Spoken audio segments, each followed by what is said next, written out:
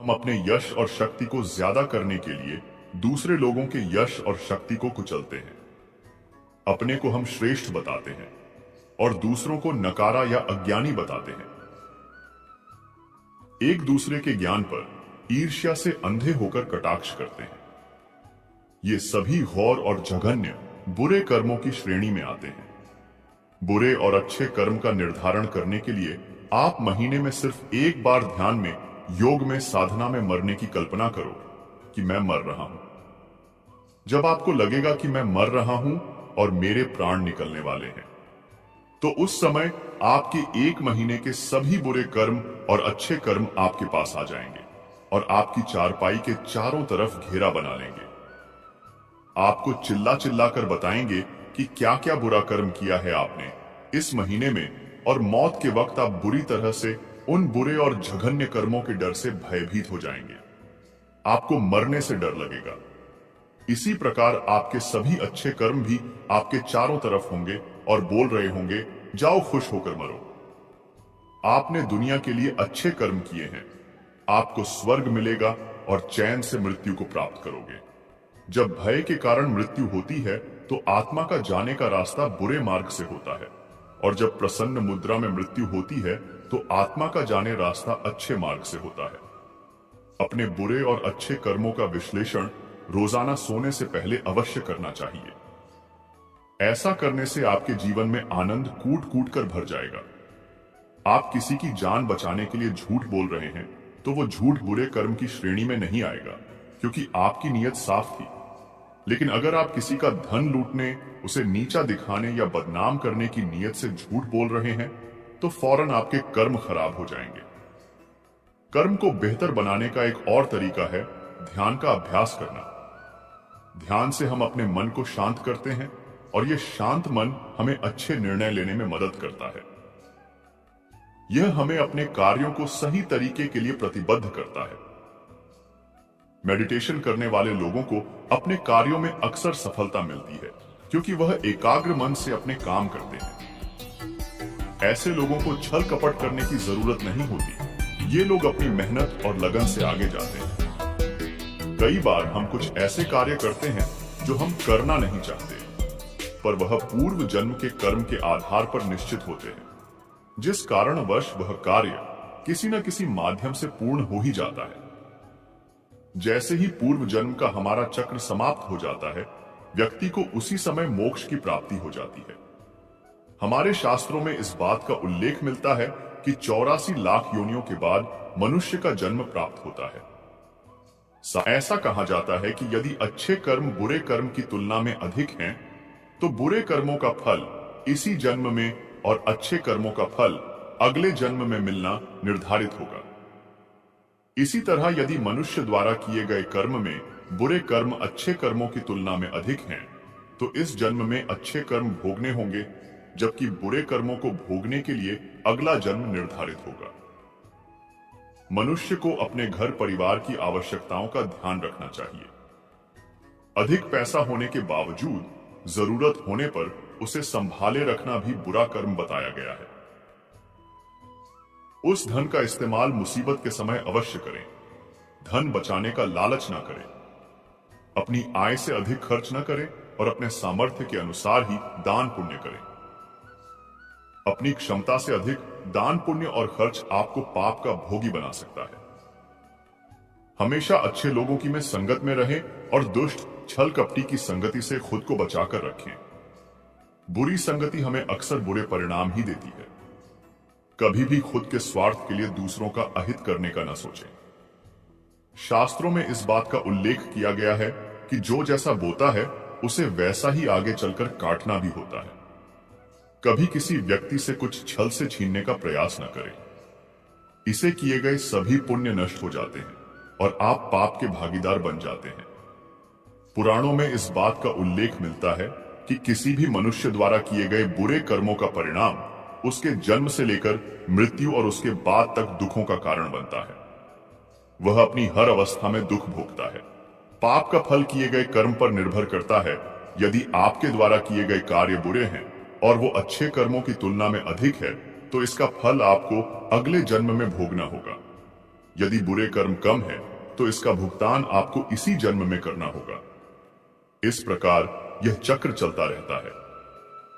संसार में सबसे मोटा पाप स्त्री का अपमान करना बताया गया है। स्त्री को सृजनकर्ता का दर्जा दिया गया है, और यदि स्त्री का अपमान किया जाएगा तो वह व्यक्ति सबसे मोटे पाप का भोगी माना जाता है। श्रीमद् भागवत गीता में द्रौपदी का अपमान ही महाभारत जैसे युद्ध का कारण बना था। अगर भरी सभा में द्रौपदी का अपमान नहीं होता तो क्यों होता इतना भारी युद्ध? पुण्य किसी के द्वारा निस्वार्थ भाव से की गई सहायता, सकारात्मक विचार, द्वेष भावना, लोभ बाद के दिनों में भोगने को मिलता है।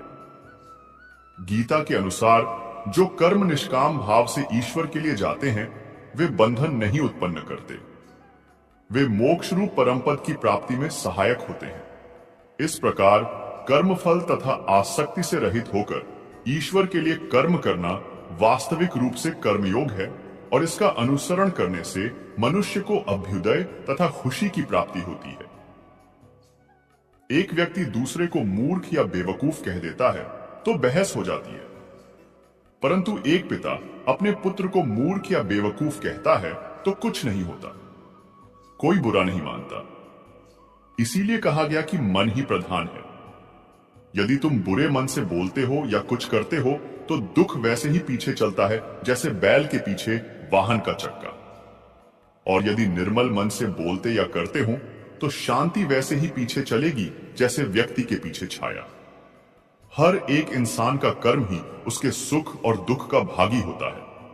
सही कर्म उसके सुख का भागी होता है और गलत कर्म उसके दुख का भागी होता है। एक बार की बात है, एक गांव में संत महाराज का प्रवचन चल रहा था। उसी समय प्रवचन देते समय सभा के एक कोने से आवाज आई। एक विधवा ब्राह्मणी अपनी गोद में एक बच्चे को उठाए आई। संत महाराज के चरणों में बालक को रखकर बोली, महात्मा जी, मौत का दुख क्या होता है यह मुझसे पूछो। मेरा एकमात्र लाल मुझसे दूर चला गया। उस मृत बालक को गोद में लेकर संत महाराज बोले, बालक बहुत सुंदर है और उससे भी सुंदर उसकी मां है। यदि मैं तुम्हारे बालक को जीवित कर दूं तो? विधवा ब्राह्मणी बोली, महाराज, मेरा बेटा मुझे वापस मिल जाए तो मैं अपना सर्वस्व न्योछावर कर सकती हूं। संत महाराज ने उत्तर दिया, ठीक है, तुम मुट्ठी भर पीली सरसों के दाने लाकर दो। वह विधवा दाने लेने के लिए तेजी से जाने लगी तो संत महाराज बोले, मां, ये पीली सरसों के दाने ऐसे घर से लाना जहां कभी कोई मृत्यु ना हुई हो। महात्मा की बात सुनकर विधवा तेजी से गई, एक दरवाजे पर गई और भीख के लिए पुकार लगाई। गृहपति ने दरवाजे पर आकर पूछा, क्या चाहिए? केवल मुट्ठी भर पीली सरसों के दाने। गृहपति सरसों के दाने लेने के लिए घर में घुसने लगा तो उन्हें रोककर विधवा बोली, श्रीमान, दाने लाने से पहले यह बतलाइए कि कभी आपके परिवार में किसी की मृत्यु तो नहीं हुई? गृहपति ने उत्तर दिया, मां, क्या कहती हो? इस समय तो घर में पिता दादा सब मौजूद हैं, पर उनके पिता कहां हैं? ऐसा कौन सा घर है जहां कभी किसी की मृत्यु ना हुई हो? ब्राह्मणी की आंखें खुल गईं। वह संत महाराज के पास पहुंची और बोली, मुझे ऐसा कोई घर नहीं मिला जहां कभी कोई मृत्यु ना हुई हो। सब प्राणी अपने कर्मों का फल भोगते हैं। मेरी आंखें खुल गई हैं, ये सब मेरे कर्मों का ही फल होगा। कहा जाता है कि व्यक्ति के कर्म कभी उसका पीछा नहीं त्यागते। हमारे वर्तमान जीवन में जो कुछ भी अच्छा या बुरा घटित होता है उसके पीछे कहीं ना कहीं हमारे पूर्व जन्म के कर्म मिले हुए होते हैं। पूर्व जन्म के कर्मों के आधार पर ही आपका भाग्य निर्धारित होता है। यदि आपके पिछले कर्मों में पाप की भागीदारी ज्यादा होगी तो आपका आज का जीवन भी कष्टमय होगा और आपको दुर्भाग्य का सामना करना होगा। लेकिन परमेश्वर ने कर्म करने की शक्ति मनुष्य को हर जन्म में दी है। अगर आप इस जन्म में भी बेहतर और पुण्यदायी काम करते हैं तो अपने पूर्व जन्म के तमाम पापों का अंत कर सकते हैं और अपने दुर्भाग्य को सौभाग्य में बदल सकते हैं। ऐसे कामों के बारे में जो आपके पूर्व जन्म के पाप को कम करने में मददगार साबित हो सकते हैं, बस उन्हें करते समय आपकी मंशा एकदम शुद्ध होनी चाहिए। अगर आप जाने अनजाने किए गए पापों से मुक्ति चाहते हैं तो बेजुबानों की सेवा करें। गाय, कुत्ता, पक्षी, चींटी, मछली आदि को नियमित रूप से भोजन कराएं। जरूरतमंद लोगों की मदद करें।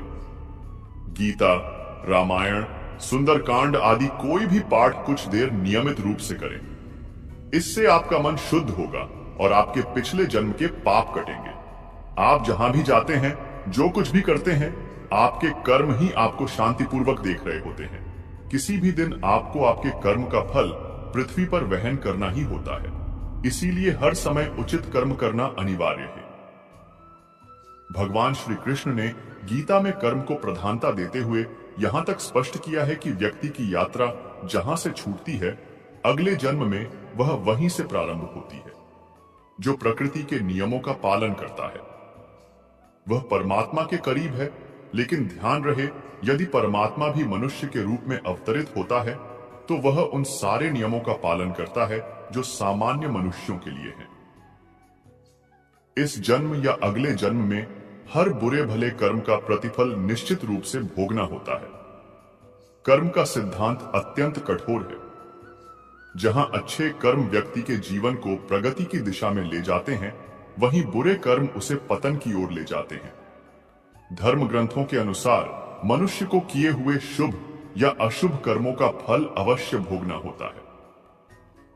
अगर हम बुरे कर्म को छुपाने के लिए दुनिया की कोर्ट से अच्छे वकील को रोककर बच जाते हैं, लेकिन कुदरत की कोर्ट से कैसे बचोगे? वहां पर किसी भी वकील की बहस नहीं चलती और ना ही किसी की सिफारिश चलती है। कुदरत ने जो कर्म के नियम बनाए हैं उसमें कोई गलती नहीं होती है। कोई भी कर्म करो, उसका फल हमें मिलता ही है। कर्म के नियम में किसी भी वकील या फिर जज की सिफारिश नहीं चलती है। जब तक हमारे पुण्य कर्म का फल हमारे साथ है तब तक सही है, लेकिन हम जो गलत कर्म या दुष्ट कर्म करते हैं वह तो वक्त आने पर ही फल देता है। इसलिए कर्म करने से पहले हमें सोचना चाहिए। कर्म हो जाए, इसके बाद उसके फल से भागना व्यर्थ है। हम जो भी कर्म करते हैं उसका फल पाने के लिए तैयार रहना चाहिए।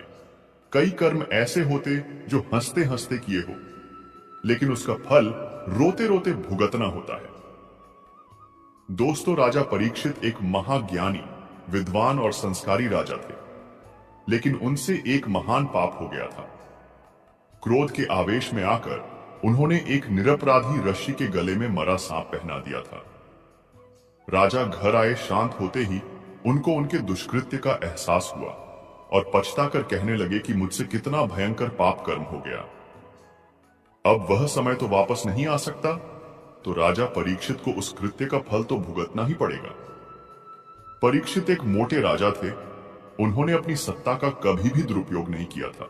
परीक्षित राजा ने अपनी भूल को स्वीकार किया और खुद को दंड करने के लिए कहा कि मेरा बल, समृद्धि, सब कुछ ब्राह्मण ऋषि के क्रोधाग्नि में जल जाए, जिससे मेरे दिमाग में किसी को दुख या क्षति पहुंचाने का विचार न आए। राजा परीक्षित अपने पापों का फल भुगतने के लिए तैयार थे।